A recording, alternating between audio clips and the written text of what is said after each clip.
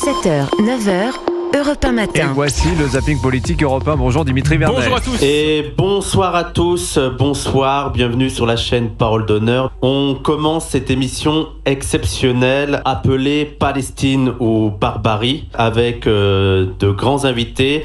Énigme, quel politique peut bien être invité dans une émission nommée Palestine ou Barbarie ? Réponse. Députée européenne, juriste, grande figure de la lutte pour la Palestine. On peut l'applaudir, un grand bravo pour Rima Hassan.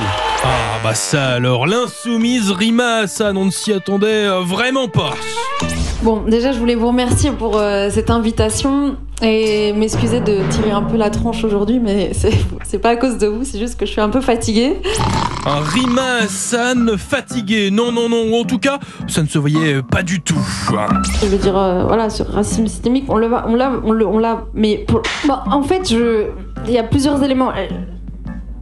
Moi, je veux il n'y a pas quelque chose qui a été. Ouais.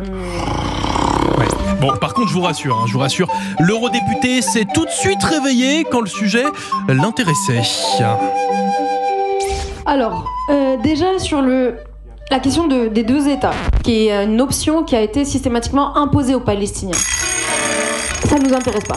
Nous, ce qui nous intéresse, c'est une libération totale du Jourdain à la mer et de tout le peuple palestinien. Bizarrement, Rima Hassan ne roucoule plus la langue de l'ONU en prenant une solution à un seul État, soit la destruction de l'État d'Israël. Non, Fabien, tu ne gagneras pas avec un steak. Au pays de Sandrine. Je suis désolé, nous voici encore une fois au pays de Sandrine Rousseau sur Sud Radio. Non, il n'y a pas eu ni de chasse à l'homme, ni de... Vous lui demandez pardon ce matin ? Certainement pas. Certainement pas. Ça suffit en fait cette affaire. Moi, c'est lui qui en a parlé le premier à la presse. L'affaire Bayou, même si c'est succulent, on ne va pas en parler ce matin. Écoutez Sandrine Rousseau plutôt sur la journée des droits des femmes.